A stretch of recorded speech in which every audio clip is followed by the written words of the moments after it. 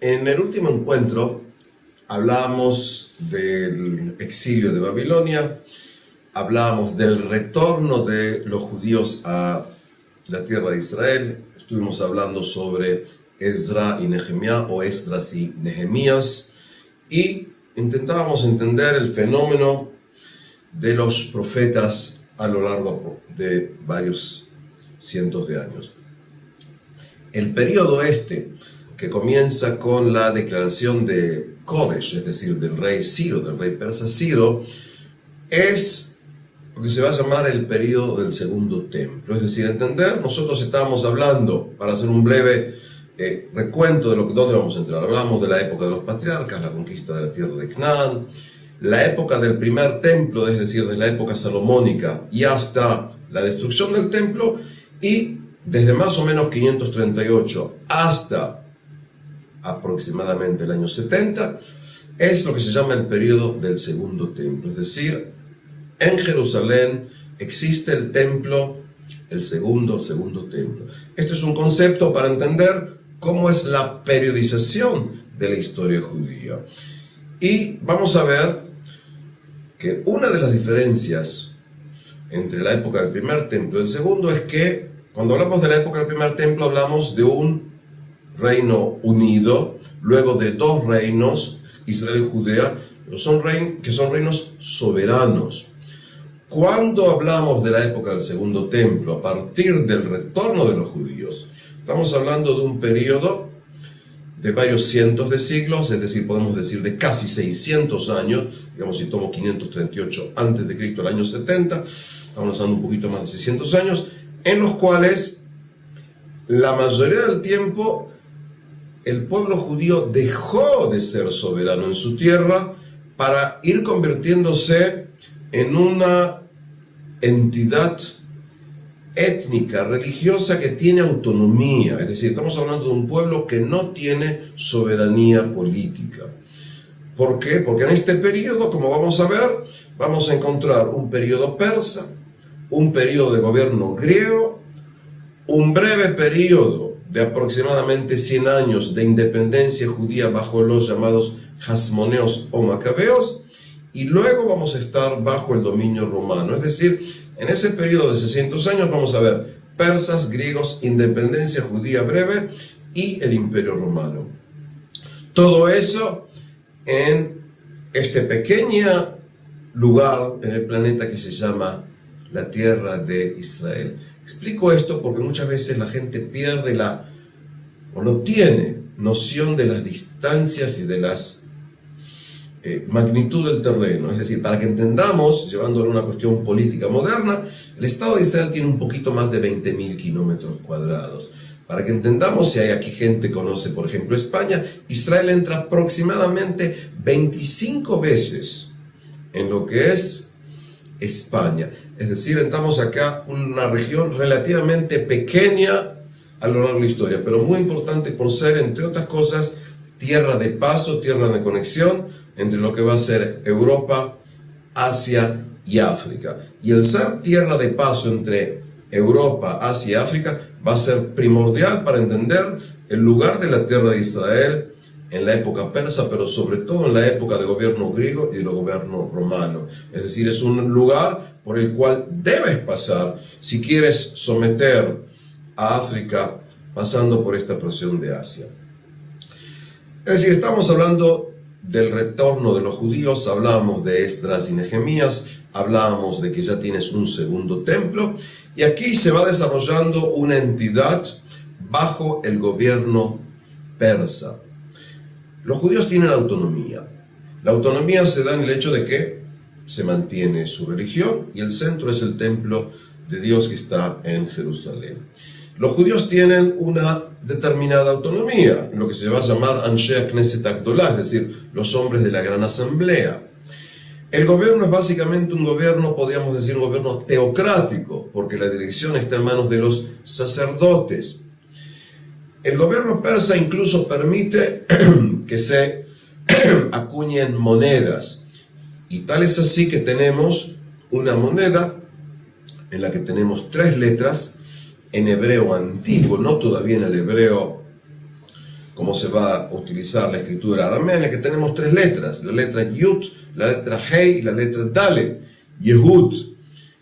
Y esto implica que hay una determinada independencia, entre comillas, a nivel económico. Pero pese a todo, estamos hablando aquí de una autonomía dentro del régimen de lo que se llaman las satrapías, es decir, la organización administrativa que tiene el gobierno judío.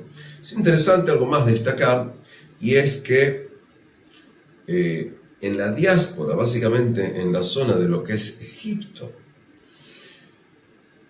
durante aproximadamente 150 años, un poco más, poco menos, está discutido, paralelo al templo de Jerusalén, había un templo judío en lo que se llama Elefantina, no lejos de la actual represa de Asuán.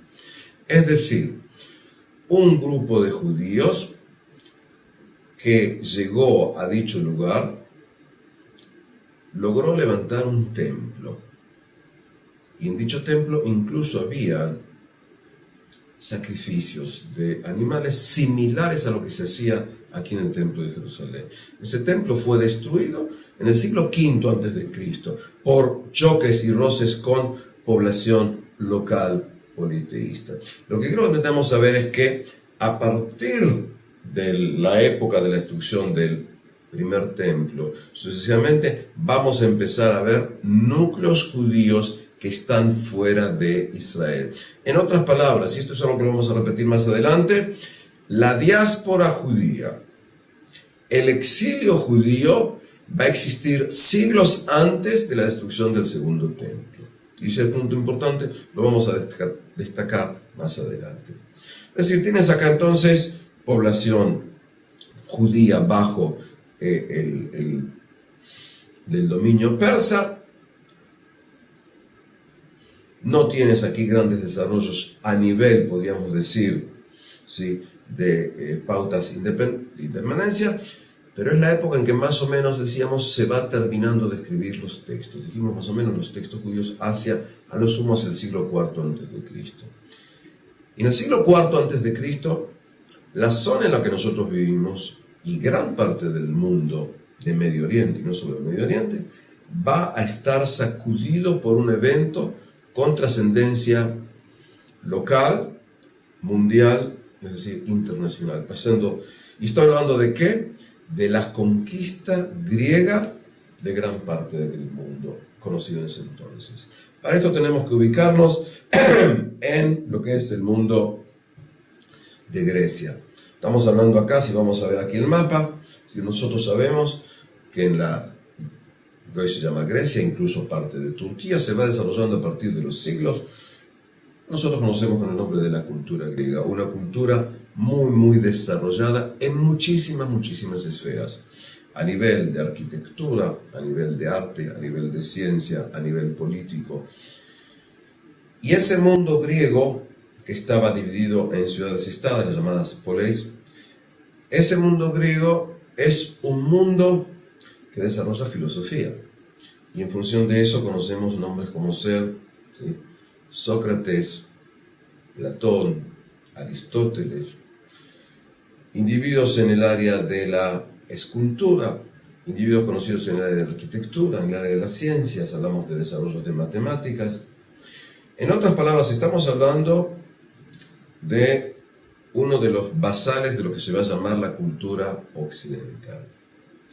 Ese mundo griego que estaba disperso tanto en la zona del Balcán como en gran parte de las islas, va a ser atacado a partir del año aproximadamente 490 a.C. por el Imperio Persa. Y así vamos a ver lo que se van a llamar las guerras médicas, es decir, guerras médicas, ¿sí?, por los llamados medos. Y aquí que a partir de las guerras médicas va a haber un contacto entre dos civilizaciones politeístas pero distintas, el mundo persa y el mundo griego. A partir de este momento, a partir del siglo V a.C., en el mundo griego va a empezar a desarrollarse el teatro. Va a empezar a desarrollarse la escritura de la historia. Lo interesante es que lo que se suele llamar muchas veces la más antigua, ¿sí?, obra de arte, de teatro, se puede hablar de la obra de Esquilo, que se va a llamar, ¿sí?, Los persas, es decir, una obra teatral griega que intenta explicar en qué manera los persas toman la derrota al luchar contra los griegos. También va a ser Heródoto, el llamado Pedro de Historia, que va a intentar explicar, va a intentar investigar, va a intentar historiar, como decíamos en la primera clase, las razones de las guerras entre los persas y los griegos.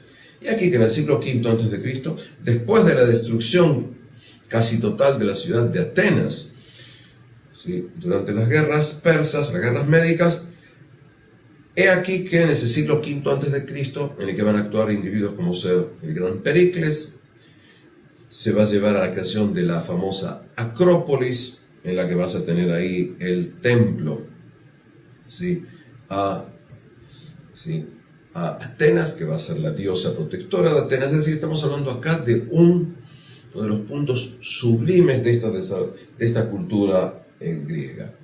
Explico esto para entender que a partir del siglo V, ¿sí?, cuando hay un gran desarrollo a nivel filosófico, a nivel de concepción política, a nivel de ciencias, he aquí que en el siglo V, luego de que los griegos lograron derrotar a los persas en diversos combates, en ese mismo siglo V van a empezar a haber enormes y terribles guerras internas en Grecia. Lo que se suele llamar las guerras del Peloponeso. Es decir, una coalición en la que está Atenas, otra coalición en la que está Esparta. Todo esto va a llevar al debilitamiento del mundo griego y va a facilitar a que a partir del siglo IV a.C., es decir, 300 y tantos, la zona de Macedonia, recordemos, la zona de Macedonia va a empezar a conquistar, va a intentar unificar lo que es Grecia, y dentro de esto va a venir un señor muy importante llamado, lo vamos a decir en español, Felipe o Filipo. Este señor es un rey de Macedonia. Este señor incluso va a fundar ciudades. Una ciudad que él va a vencer, que va a fundar, perdón, se va a llamar Filopópolis. Filopópolis, que hoy en día es conocida con el nombre de la ciudad de Plovdiv, que es la segunda ciudad, digamos, más importante en Bulgaria.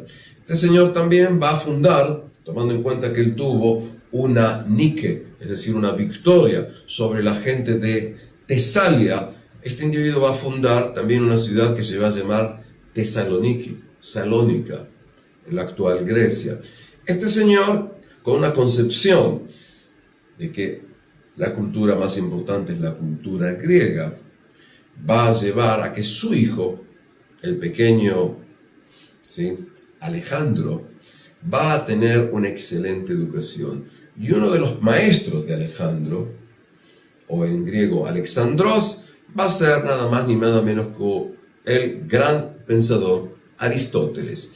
Es decir, lo que estoy llevando a que veamos es, quiero que entendemos cuando empecemos a hablar de la figura de Mega Alexandros, como se dice en griego, o Alexander Mugdón o Alexander Agadol en hebreo, Alejandro Magno. Es decir, Alejandro Magno va a venir de Macedonia, su padre va a ser el rey Filipo o Felipe, si lo decimos también en español.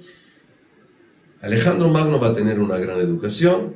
Alejandro Magno, que nace hacia el año 356 a.C., va a ascender al cargo de rey en el año 336 a.C., a los 20 años, luego que su padre Filipo fue asesinado. Este individuo llamado Alejandro Magno, que va a morir a los 33 años, va a conquistar el mundo y va a llevar a diversos rincones del planeta la cultura griega. Lo que estamos intentando explicar es que vamos a llegar a lo que se va a llamar el encuentro entre Atenas y Jerusalén, entre el mundo griego y el mundo judío. Y si tengo que poner aquí un título, vamos a hablar netamente de Atenas y Jerusalén, 2 puntos, las bases de la civilización occidental. El título quizás suene muy grande, pero evidentemente voy a intentar explicar por qué considero que en gran medida lo que va a venir luego es resultado de ese encuentro de enriquecimiento y encuentro de conflictos entre estos 2 puntos, entre Atenas y Jerusalén, entre el mundo griego, entre el mundo helenístico y el mundo judío. Para esto vamos a entender o explicar algunos puntos más, puntos que entiendo que la mayoría absoluta de los participantes conocen, pero simplemente recalcar algunos puntos de diferencia entre estos 2 lugares. Por ejemplo, la idea de dónde es el centro del universo.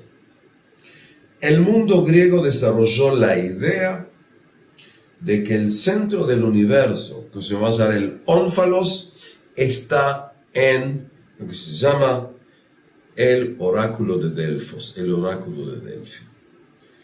En su momento, según las tradiciones, el dios Zeus tomó 2 águilas, los llevó a los extremos del mundo y ellos se encontraron exactamente en ese lugar que es Delfos. Cuando tiene lugar, según la tradición, según las creencias mitológicas griegas, cuando tiene lugar el diluvio como lo cuentan los griegos, la nave o el arca de Deucalión y Pirra descendió en los alrededores de este lugar llamado Delfos. En las montañas que tenemos alrededor de Delfos están escondidas las 9 musas, las 9 hijas de Zeus, que son cada una de ellas las representantes o las guardianas de diversas áreas del pensamiento y la creación. Y va a ser en ese lugar, que se va a llamar Delfos, entonces, de que está el oráculo, ese medio de profecía, ese medio de contacto que van a tener los hombres con los dioses, en el lugar en que está, en que se levantó lo que se va a llamar el oráculo y el templo del dios Apolo. ¿Por qué Apolo? Porque según la leyenda, según la tradición, Apolo, que nació en la isla de Creta, va a llegar montado sobre 2 delfines, y por eso el nombre Delfi, Delfo, porque vienen 2 delfines, va a saltar, luego va a venir con los delfines y va a luchar contra Pitón. Y como va a luchar contra Pitón y va a ganar, en ese lugar en que tuvo lugar la lucha y tuvo lugar la victoria, se va a levantar un templo al dios Apolo. Es decir, el centro del mundo está ahí. Recordemos algo, lo decíamos en las otras clases, para el mundo judío, como se va a ir desarrollando la creencia, el centro del mundo está en la piedra basal que está en el lugar en que estaba el Santo Sanctorum del Templo de Salomón. En otras palabras, para los judíos el centro del mundo es Jerusalén, Jerusalén. Para el mundo griego el centro es el ónfalos en el templo de Apolo en Delfos, en Delfi. Pero no termina ahí. Explicábamos en otra de las clases en que desde el punto de vista de la concepción judía, Dios hace un pacto con Abraham, con Moisés, lo repite eligiendo la dinastía davídica, continúa el pacto y hay un intento de repetirlo cuando Josías es el que va a encontrar el libro de Dvarim. En otras palabras, el pueblo de Israel es el pueblo elegido para cumplir con la Torá en la tierra de Israel, para cumplir con las leyes en la ley de Israel. Ahora, el pueblo de Israel es el pueblo elegido, y la elección es una elección por aceptar el decálogo, por aceptar el pacto. ¿Qué ocurre con la concepción? Pero un punto importante, y es, según la concepción bíblica, todos los hombres, sin excepción, son o somos descendientes de un hombre llamado Noé. Todos somos descendientes luego de los hijos de Noé, es decir, Shem, Ham y Jafet, es decir, Sem, Cam y Jafet. Pero somos todos seres humanos. ¿Por qué explico esto? Porque en la concepción griega vamos a ver un punto distinto. Y es, según la concepción griega, ¿sí?, luego que Prometeo le otorgó el fuego a los hombres, Prometeo tenía un hermano, y el hermano de Prometeo se llamaba Epimeteo. Fíjense, pro quiere decir al principio, como decimos prólogo. Epi quiere decir después, como decimos epílogo, para entender de qué estamos hablando. Es decir, Prometeo, podríamos decir, es el que primero piensa. Y Epimeteo sería el que piensa después que hizo las cosas. En función de que los dioses querían de alguna u otra manera castigar el hecho de que hizo Prometeo, y pasando acá con el tiempo, ¿sí?, van, entre otras cosas, a darle a Epimeteo una mujer muy, pero muy, pero muy bonita, que no tiene mucha inteligencia, y que en el casamiento le van a dar los dioses muchísimos regalos, y por eso se va a llamar Pandora, es decir, pan total o muchos, y doros de la palabra regalo. Por eso el nombre Teodoro, por ejemplo, quiere decir regalo de Dios. Es decir, Pandora se le va a recibir un baúl, y en este baúl se van a poner todos los males y todas las cosas que pueden pasar a la humanidad, y le dicen a Pandora que no abre esto. Conocemos, Pandora definitivamente viene, abre el baúl, salen las enfermedades, la envidia, los celos, y cuando logra cerrar Pandora el baúl, lo único que queda dentro es la esperanza. Es decir, lo único que en definitiva nos deja Epimeteo y Pandora a nosotros es la esperanza para poder salir y luchar contra los males que estaban en la famosa caja de Pandora, en el baúl de Pandora. Pero la historia esta continúa. Y tanto Epimeteo como Prometeo, que tienen descendencia de los dioses, tienen hijos. El hijo, uno de ellos se va a llamar Deucalión, y ella se va a llamar Pirra. Pirra quiere decir la fuego, si podemos decir así. De acá tenemos la palabra pira en griego, que quiere decir fuego. Ahí tiene las palabras como ser piromaníaco. En inglés, de la misma raíz, tenemos la palabra fire. Es decir, Deucalión y Pirra son pareja. Deucalión y Pirra son pareja. Y ocurre que en el mundo como ha sido creado, los hombres y mujeres molestan a los dioses. Como los hombres y las mujeres molestan a los dioses deciden castigarlos. ¿De qué manera? Exterminándolos de la faz de la tierra. Este relato tiene mucho que ver con el relato de la epopeya de Gilgamesh, de la que hablamos en otras clases. Lo importante para mí es esto, y es, viene el diluvio, y luego del diluvio, la nave o el arca de Deucalión y Pirra está cerca de lo que va a ser luego el lugar del templo de Apolo. Y cuando termina el diluvio, están solamente Deucalión y su mujer Pirra. Y Deucalión se aburre, porque según la concepción griega, como el hombre es muy superior a la mujer, él casi no tiene lo que hacer con su mujer. Y entonces llega Hermes, que es, entre otras cosas, el mensajero de los dioses, que viene con sus sandalias con alas. Y Hermes viene y le dice a ellos: arrojad a vuestra madre a través de vuestros hombros. Pirra no entiende, Deucalión entiende que lo que tiene que hacer es empezar a tirar piedras. Entonces se recoge, toma una piedra, tira la piedra al piso, y cuando tira la piedra al piso, la piedra se convierte en un hombre. Pirra imita lo que hace su esposo, se agacha, tira, agarra piedra y tira una piedra. Es decir, acá empieza una intifada, cada uno de ellos está tirando piedras. ¿Qué es lo que estoy explicando? De cada piedra que él tira sale un hombre, de cada piedra que ella tira nace una mujer. Los hombres nacen de la tierra, nacen de las piedras. ¿A diferencia de quién? De los griegos. ¿Por qué?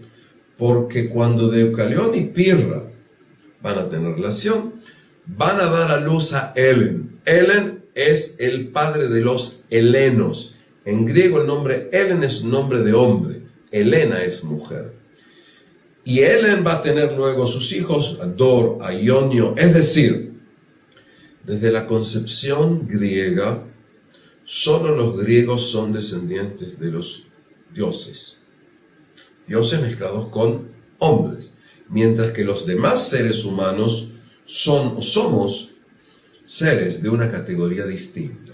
En determinada manera hasta podrías decir que son seres inferiores. Este es uno de los puntos problemáticos que vamos a tener cuando entendemos o queremos entender la concepción griega con respecto a los demás hombres. Y de esto vas a encontrar ramificaciones. Por ejemplo, los espartanos se consideraban a sí mismos descendientes directos de Heracles, como dicen los griegos, o Hércules, como dicen los romanos. En otras palabras, cuando veamos la conexión entre el mundo griego y el mundo judío, vamos a encontrar acá dos mundos. Uno es un mundo en que el centro es Jerusalén y todos los hombres somos iguales, y para ser parte del pueblo de Israel tienes que recibir la Torah de Israel. Y otro mundo en que el centro es el centro de Delfos y solamente los griegos entran en la categoría de seres relacionados con los dioses. No solamente va a ocurrir eso. A nivel religioso vamos a ver acá concepciones distintas. Por ejemplo, en el mundo griego se va a aceptar, según la mitología, según las creencias, las relaciones entre hermanos y hermanas, relaciones sexuales. Por ejemplo, Zeus, que es el jefe de los dioses en el Olimpo, va a tener como pareja a su hermana Hera. Es decir, estamos hablando de relaciones, en conceptos bíblicos, de relaciones de incesto. Estamos hablando de los dioses. Los dioses griegos, por ejemplo, beben néctar y comen ambrosía. Y además duermen. Y tienen relaciones sexuales entre ellos. Tienen relaciones sexuales con hombres o mujeres con los que van a tener relaciones, pero deben que adoptar formas distintas. Por ejemplo, cuando Zeus deseaba una hermosísima mujer, tomó la forma de su esposo, del esposo de esta mujer, que se llama Anfitrión. Y de esta manera va a nacer luego Hércules. Es decir, Hércules va a ser hijo de Zeus y de una mujer. Cuando Zeus va a desear a Europa, una princesa fenicia, va a tomar forma de toro y por eso va a raptar a Europa y la va a llevar a Fenicia. Y ahí va a nacer, ¿sí?, como resultado de la relación de ellos, va a nacer Minos. Y la esposa de Minos va a tener relación con un toro y de esta manera van a ser el Minotauro. Es decir, que es mitad hombre y mitad toro. Los relatos estos nos llevan a entender que en la concepción religiosa, mitológica griega, los dioses son como los seres humanos, porque comen, beben, tienen relaciones sexuales, odian, aman, tienen envidia, tienen forma. Hay relaciones sexuales incestuosas, hay relaciones sexuales con animales, como es la esposa de Minos con el toro. Estos conceptos son conceptos abominantes, el concepto de lo que es la moral bíblica. La moral bíblica va a prohibir relaciones entre hermanos, entre hijos e hijas, con los padres, va a prohibir relaciones sexuales con animales. Y lo que es más importante, en forma absoluta, el Dios de los judíos no tiene sexo, no tiene forma, no tiene características humanas, no necesita dormir, no necesita comer, no necesita beber.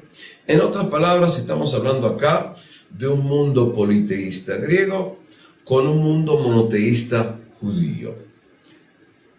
Son dos mundos conceptualmente distintos, absolutamente distintos. Por supuesto, mundos que van a chocar en gran medida. Y además tenemos otras diferencias.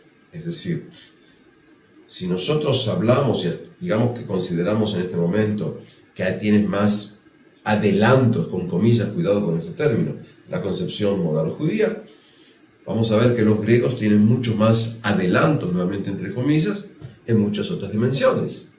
Hablábamos de ciencia, cuando hablamos de cálculos en el mundo de la astronomía, en el mundo de lo que se va a llamar la geometría, en el mundo de la biología, de la botánica, de las aritméticas, de las matemáticas. En todo esto, evidentemente, que el mundo griego es un tesoro de incalculables dimensiones. Ahora, el mundo judío en este nivel es mucho menos desarrollado, tiene muchos menos logros. Pero hay otra cuestión también muy importante en la que luego vamos a hablar de choques. El mundo griego desarrolla la concepción de la política. Y la política está relacionada con lo que se hace en la polis, en dicho lugar, en la ciudad. Desarrollan instituciones en forma sistemática. El mundo griego también va a desarrollar en forma digna de admiración, perdón por la subjetividad, todo lo que es la cuestión del mundo de la estética. Y la estética implica la arquitectura, estética implica escultura, estética implica el desarrollo y el culto al desarrollo del físico. Por ejemplo, la idea del gimnasión. El gimnasión o el gimnasio, la palabra viene del gimnos, que quiere decir desnudo. ¿Por qué? Porque en el gimnasio se practica lo que llamaríamos gimnasia desnudos.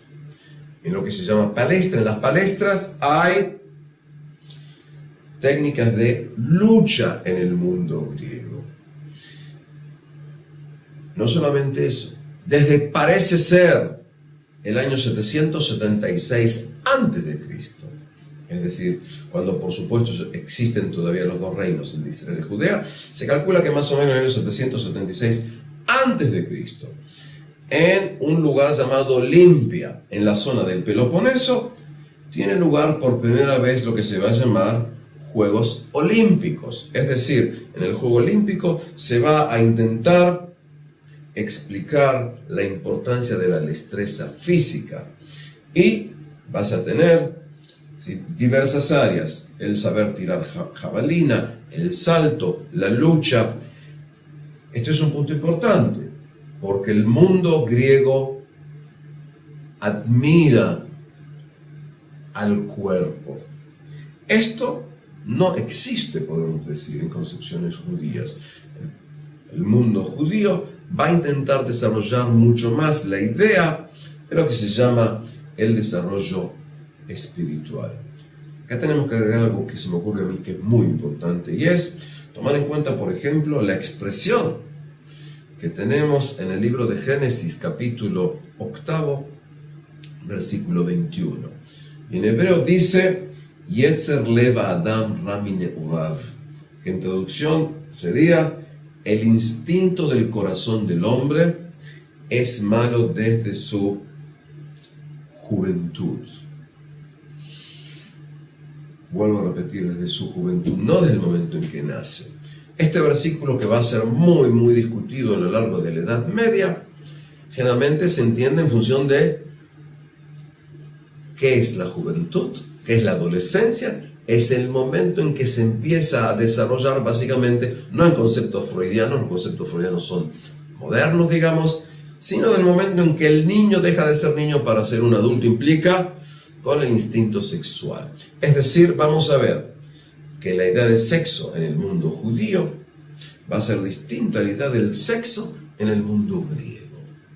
En otras palabras, vamos a ver aquí dos mundos conceptuales, uno el mundo griego, el otro mundo judío, que en muchísimos puntos van a ser opuestos en forma total, van a ser antagónicos en forma absoluta. Y esto lo tenemos que tomar en cuenta en algún momento aquí cuando hablemos del encuentro entre estas dos civilizaciones. Y lo voy a desarrollar más cuando hablemos de la primera traducción de la Biblia, y luego explicar la cuestión de la palabra Biblia al griego, la llamada Septuaginta. Eso lo vamos a hacer más adelante. Entonces, hablamos acá de dos mundos conceptuales. En el año 336 a.C., decíamos, un joven llamado Alejandro, que luego va a entrar en la historia con el nombre de Alejandro Magno, el gran Alejandro, asciende al poder. Alejandro Magno tenía una gran educación y dijimos que uno de sus maestros particulares era Aristóteles, el gran Aristóteles. Alejandro Magno, entre otras cosas, quiere conquistar al mundo. Y él lo va a explicar hasta donde sabemos. Él quiere hacer dos cosas. Uno de ellos quiere venganza, quiere vengarse contra los persas. Recordemos que en las dos guerras médicas, ¿sí?, aunque ganaron los griegos, eso llevó a grandes destrucciones. Grandes destrucciones dentro del mundo griego, incluso la gran destrucción de la ciudad de Atenas. Es decir, más de uno de ustedes, si quizás se recuerda, ¿sí?, los griegos ganaron en las batallas de Maratón, tuvo lugar la gran derrota de un señor llamado Leónidas de Esparta, con la tradición de sus 300 luchadores en lo que se llama el Valle de las Termópilas. Pero pese a eso, hubo destrucción. Y Alejandro Magno quiere venganza, quiere vengarse por lo que los persas hicieron más de 150 años antes de lo que él va a hacer. Segundo, Alejandro Magno considera que hay una sola cultura. Y la cultura es la cultura nuestra, de los helenos, la cultura griega. Y Alejandro Magno quiere no solamente una conquista territorial, él quiere llevar a una conquista espiritual, religiosa, cultural. Y aquí que sale con su gran campaña militar, sale con un ejército de miles de soldados, y lo que es muy interesante también, por primera vez en la historia hasta donde sabemos, lleva con él mismo una cantidad enorme de lo que hoy llamaríamos intelectuales, de la gente que sabe leer y escribir, gente que sería en conceptos modernos especialistas en botánica, en zoología, en geografía, en escrituras y demás. Y aquí que sale, como se puede ver aquí en un mapa, sale desde la zona de la península balcánica, es decir, la zona de Macedonia, Grecia de hoy, hacia Oriente. Y va a ir conquistando. Y conquista un lugar, otra zona. Con respecto al punto específico, va a llegar a la tierra de Israel, va a conquistar Jerusalén en el año 332 a.C. Es decir, ¿cuándo va a empezar la conquista griega aquí? En el año 332 a.C. Es el año en que termina aquí en la zona de Israel el gobierno persa. En las conquistas de Alejandro, él va a llegar también a la llamada en español la ciudad de Persépolis, la antigua, hermosa, increíble, riquísima capital del imperio persa. Y luego que la capital del imperio persa es sometida, se rinde, va a dar la orden de quemar esta ciudad en forma absoluta. Sí, Alejandro Magno quema, destruye, y luego vamos a seguir hablando de esto, y continúa en dirección al centro de Asia, hacia zonas de lo que hoy sería aproximadamente llega hasta la zona de lo que hoy sería Uzbekistán, lo que sería lugares como sea Samarcanda, Tashkent. Por otro lado, llegan y cruzan hacia la zona de Sud, o sea, del pero parte más del sur, llegan hasta zonas, ¿sí?, de la cercana India actual. Ahí sus soldados dicen, hasta aquí, estamos cansados, y va a retroceder. Alejandro y su ejército también va a conquistar gran parte de lo que hoy es Egipto. Y durante esta campaña, de no muchos años, porque Alejandro va a terminar muriendo en el año 323 a.C., es decir, teniendo 33 años, Alejandro va a fundar, parece ser, por lo menos 20 ciudades a las que les va a dar dos nombres. Uno de ellos va a ser su nombre, Alejandro, y por eso vas a tener ciudades que se van a llamar Alejandría. La más conocida de todas, por supuesto, Alejandría en Egipto. Es decir, Alejandro Magno va conquistando. Alejandro Magno va con su ejército a quemar, robar, violar, destruir, pero también va a llevar cultura. Sí, evidentemente lo que estoy explicando aquí es también con un tono irónico, es decir, a veces gente considera que individuos como ser Alejandro Magno, Napoleón y demás, como que llevaron con comillas o sin comillas cultura, y a veces se olvidan o con comillas les disculpan las atrocidades que han hecho en nombre de esa cultura. Es decir, por eso tenemos que entender, hay destrucción, hay violaciones, hay robos, y también, y lo agrego aquí, va a llevar la cultura griega. Y la cultura griega se va a imponer, en muchos lugares se va a imponer en una forma muy sencilla. Es decir, por ejemplo, cuando Alejandro llega a diversas zonas de Persia, va a tomar a princesas persas, jóvenes, que hoy diríamos es jóvenes o mujeres, de 12 años, de 15 años, de 16 años, y las va a casar con partes de sus oficiales. En otras palabras, está tomando niñas que solo saben persa para casarlas con los oficiales griegos. Desde mi concepción personal, estás hablando aquí de una violación en masa para intentar gobernar dicha zona. Paralelamente a esto, se van a tomar muchísimos jóvenes, hombres, es decir, niños, adolescentes, a los que se los va a querer educar en los valores de la cultura griega. En otras palabras, empieza aquí un proceso que es el proceso de helenización, es decir, el proceso de difundir la cultura griega, a veces en forma amistosa, en forma pacífica, y otras obligando a la población. Es decir, vamos a hablar acá de un proceso de, vuelvo a repetir, de helenización. Y cuando hablamos del proceso de helenización, estamos hablando del intento organizado de llevar la cultura griega a ocupar el lugar de la cultura local, y a veces se va a mezclar, se va a amalgamar con la cultura local. Eso es lo que vamos a hablar del proceso de helenización, de llevar la cultura griega, de llevar la koiné, de llevar estos conceptos para tratar de crear un mundo griego en las zonas conquistadas. Ahora bien, Alejandro va a morir, según las fuentes, de una enfermedad que tuvo, parece ser, cuando estaba en las zonas cercanas a la India, y va a morir teniendo 33 años. Con los años, sobre todo en los últimos, en el siglo XX, que tanto les gusta lo que llaman teorías de conspiración, hay quienes piensan que quizás no murió, sino quizás lo mataron. Pero uno puede desarrollar cualquier idea, total, no está eso demostrado, digamos. Desde el punto de vista de los documentos, estaba enfermo y muere.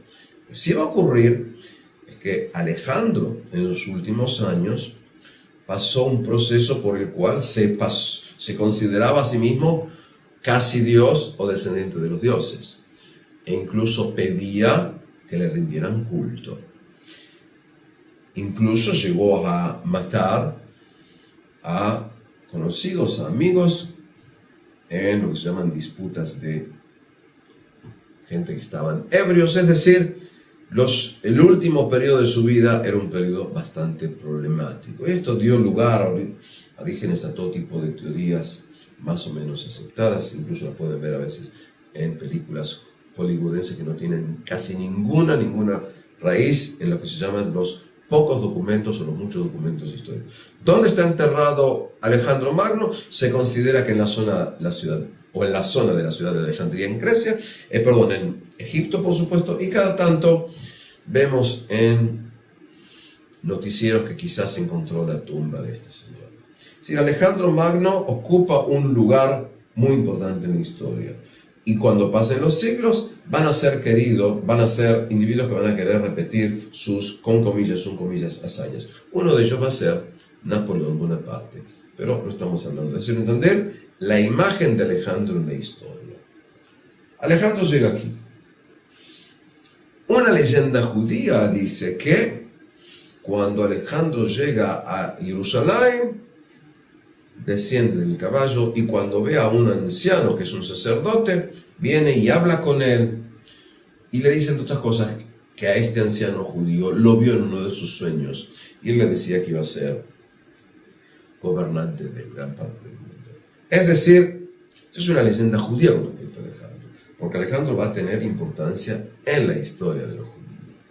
Cuando Alejandro muere en el año 323 a.C., empieza, como muchas veces en la historia, una lucha entre sus generales. Porque la pregunta es, ¿quién gobernará ahora luego del deceso, luego de la muerte de Alejandro? Y aquí podemos ver en el mapa diversas zonas. Para mí lo que me interesa básicamente son dos zonas.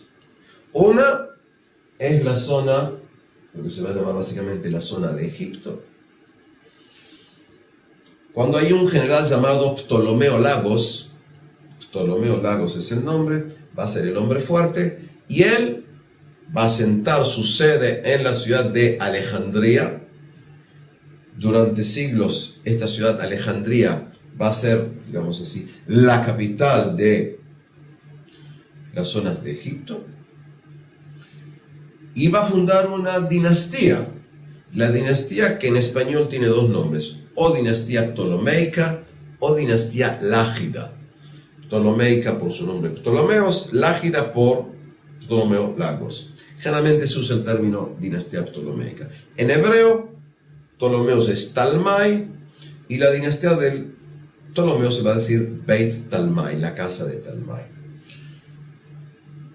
Y la dinastía esta va a existir hasta el siglo I a.C., y Cleopatra, la famosa Cleopatra, la reina de la hermosa nariz, como van a decir algunos individuos de la antigüedad, sería la última representante de la dinastía ptolomaica.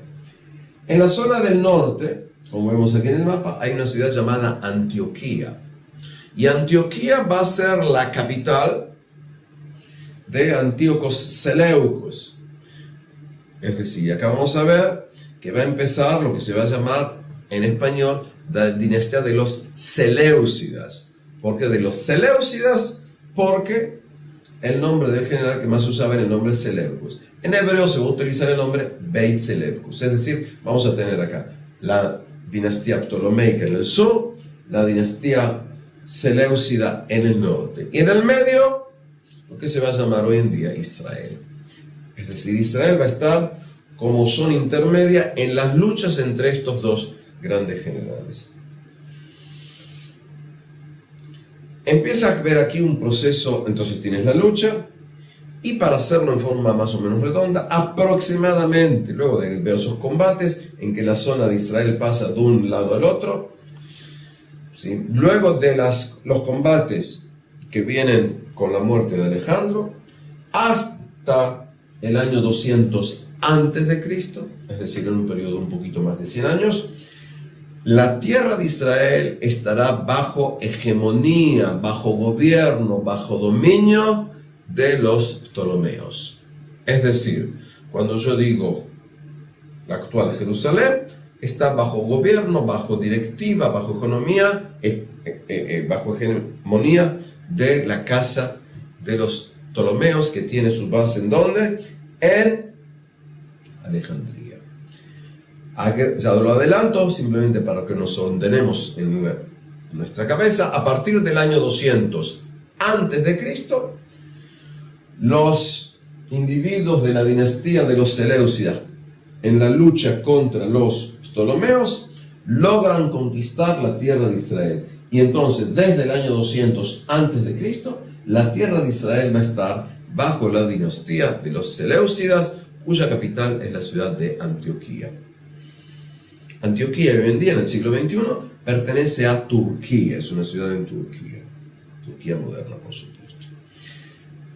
Ahora bien, ¿qué es lo que ocurre en este periodo? Y este periodo para mí es ahora desde la venida de Alejandro Magno en el año 332 a.C. hasta que lleguemos al año 167 a.C., hasta que comience lo que luego vamos a llamar la rebelión de los Hasmoneos o de los Macabeos. En hebreo, la rebelión de los Hashmonaim o Macabeim. ¿Qué es lo que ocurre aquí? Hay judíos en Israel. Hay judíos, recordemos todo el tiempo, hay judíos en lo que se va a llamar el imperio persa. Porque recuerdo lo que habíamos dicho, es que más o menos el 90% de los judíos que estaban en Babilonia, Persia, no regresaron a Israel. Van a ir viviendo judíos en diversos lugares del imperio que creó Alejandro Magno. Es decir, que judíos van a empezar a salir en forma normal de la tierra de Israel. ¿Y por qué van a salir ahora? Porque buscan su futuro en otro lugar, por cuestiones socioeconómicas. Es decir, gente abandona el lugar en que nació.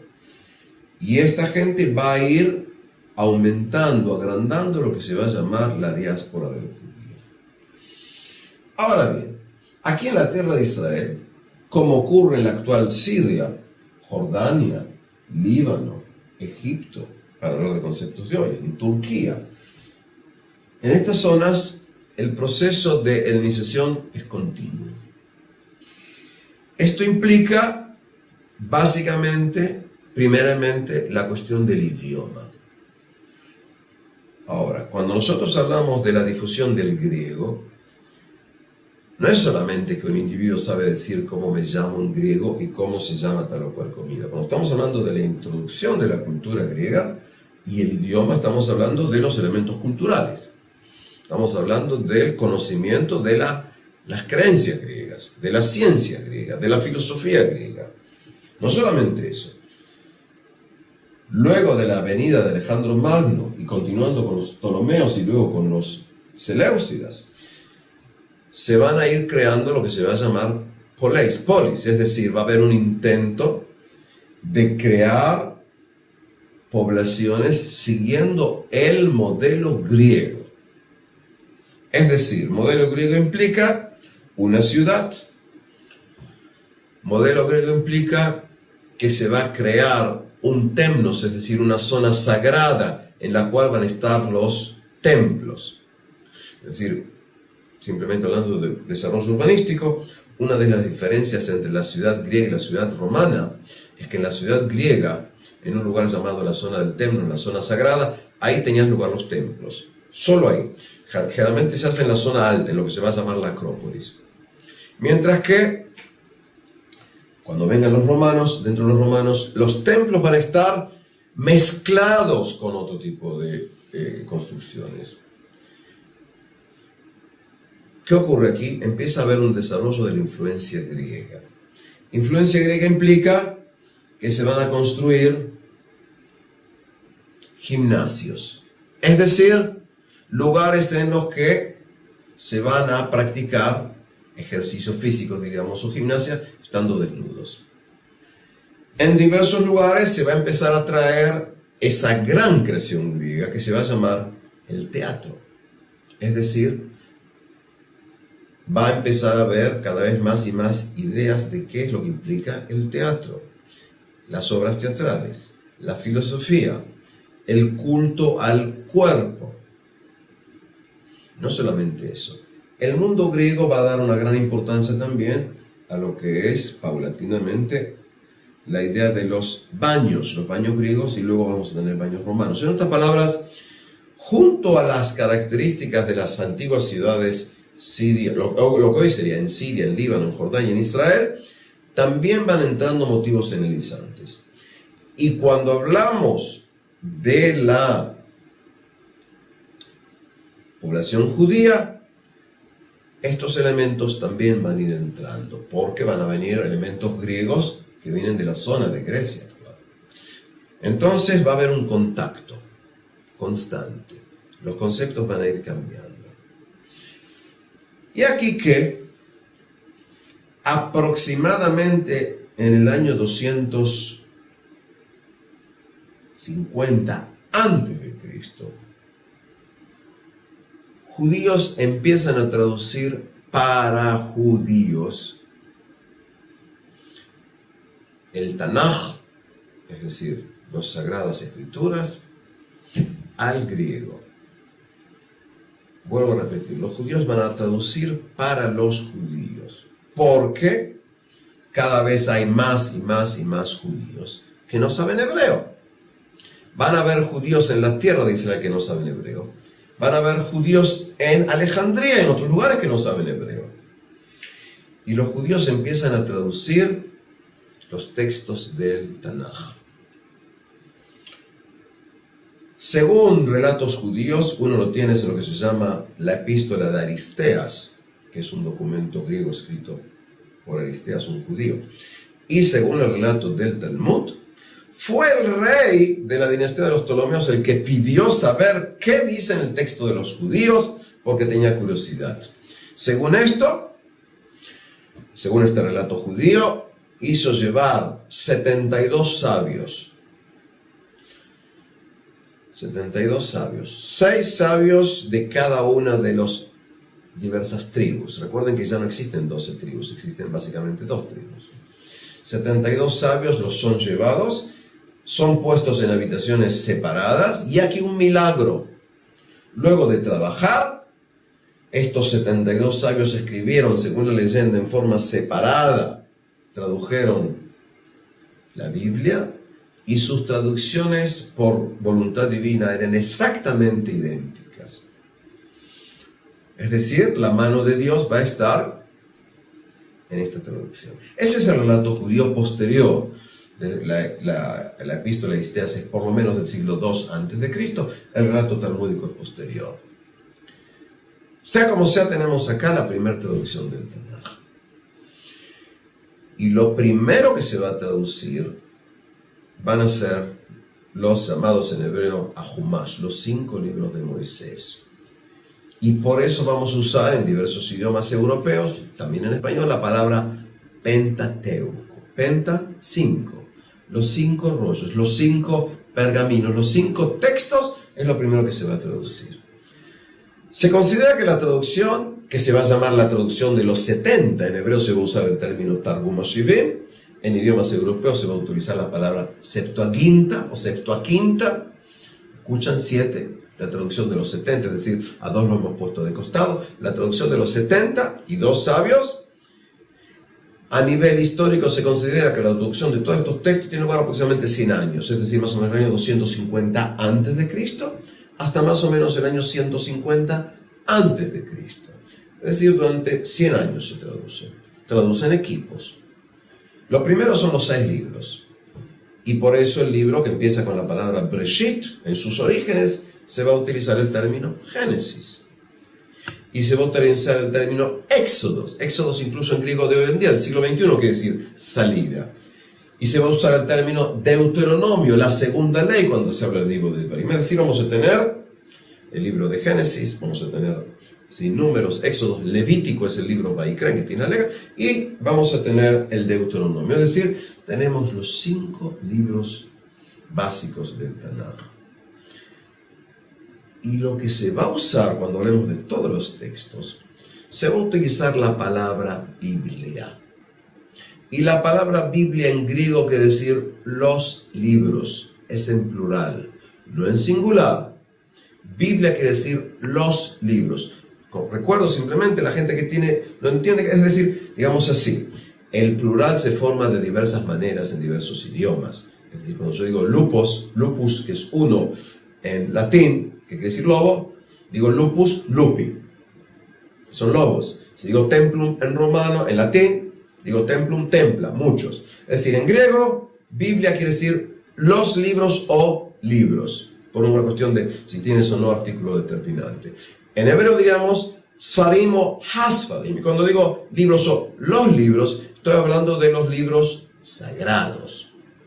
Teóricamente, si con la máquina del tiempo llego al año 110 a.C. y hablo con un judío y le digo Biblia, él sabe que estoy hablando de los libros, es decir, estoy hablando del Tanaj. Explico esto porque luego el término Biblia, Bible, etc., cuando un individuo piensa en Biblia, habla de lo que se va a llamar el Antiguo y Nuevo Testamento. Pero en su origen primario, la palabra Biblia es para designar los libros judíos, lo que luego el mundo que se va a llamar el Antiguo Testamento. Y se traducen los textos. Necesito decir algo que generalmente es muy obvio, pero a veces no nos detenemos a ver, y es, para traducir un texto de un idioma al otro, debo conocer a la perfección los dos idiomas y las dos culturas. Es decir, si yo digo en inglés, this is a table, esto es una mesa, sencillo. Si yo digo en inglés, my name is Pinchas, mi nombre es Pinchas, es muy sencillo. Pero cuando traduzco un texto como es la Biblia, eso implica que tengo que conocer perfectamente griego. Es decir, si yo traduzco la palabra nefesh y utilizo la palabra griega psique, quiere decir que entiendo que eso es lo que los latinos llaman ánima, el alma. Es decir, no estoy usando psique, psicología, es decir, la misma palabra, es decir, el estudio del alma. Si yo utilizo para el concepto de tovavou, uso la palabra griega chaos, en español caos, implica que estoy usando. Si traduzco la palabra alma, como figura en el libro de Isaías, capítulo 7, versículo 14, y utilizo la palabra griega partenos, sé griego, estoy explicando y voy a llevar un problema para los judíos, porque partenos en griego quiere decir virgen. Es decir, cuando los judíos traducen la palabra alma, que se puede traducir en español como doncella, y eso implica mujer joven, por lo tanto aún virgen, dije por lo tanto, en conceptos bíblicos, y lo traduzco con el término de partenos, que quiere decir virgen, eso va a ser muy importante cuando en la posterioridad surja del mundo judío una nueva creencia y utilice, entre otras cosas, el versículo de Isaías, el capítulo 7, versículo 14, en que está la palabra alma traducida como virgen. Es decir, yo traduzco, y cuando traduzco, interpreto. Cuando yo traduzco, tengo que interpretar. Voy a ver un ejemplo. En un libro, pienso en forma subjetiva, apasionante, llamada La Casa de los Espíritus, de una escritora excepcional llamada Isabel Allende. Por ejemplo, además de tener un hombre llamado Esteban Trueba, hay 4 mujeres, y se llaman Alba, Blanca, Clara y Nieve. Estos 4 nombres tienen más o menos como un denominador, porque estoy hablando de blancura, de pureza, Alba, Blanca, Clara y Nieve, además que están dados en orden alfabético, no así porque sí. Es decir, ¿cómo lo traduzco al griego? ¿Cómo lo traduzco al hebreo? ¿Cómo lo traduzco al inglés? ¿Quiere decir white por blanca? Es decir, el problema de la traducción es un problema fundamental en textos teológicos, sobre todo porque estoy hablando de lo que se llama el mensaje divino. Tenemos que recordar que desde la concepción judía, el hebreo es lengua sagrada. En otras palabras, es el idioma en que Dios otorgó su mensaje. Y cuando tengo que traducir, entro en problemas terribles. Voy a dar otro ejemplo. Adam, en hebreo, según el concepto bíblico. Viene de la palabra Adamá, que quiere decir tierra. En español diríamos Adán con N. ¿Cómo lo vamos a llamar al primer hombre? ¿El terráqueo? Es decir, lo estoy llevando para que entendamos qué ocurre acá. Javá quiere decir, Eva quiere decir la viviente. Cuando yo uso términos como ser, Jacob está relacionado con la palabra Akev, talón. Itzhak se va a llamar Isaac porque se rieron. ¿Cómo lo voy a llamar al niño que llamó Isaac? ¿Lo voy a llamar el risueño? Es decir, el nombre tiene significado cuando hablamos en conceptos de teología. La traducción tiene un peso. El texto este que se llama Septuaginta va a ser un término muy, pero muy importante. Y esto es lo que tenemos que tratar de ver, y con esto vamos a continuar en la próxima clase.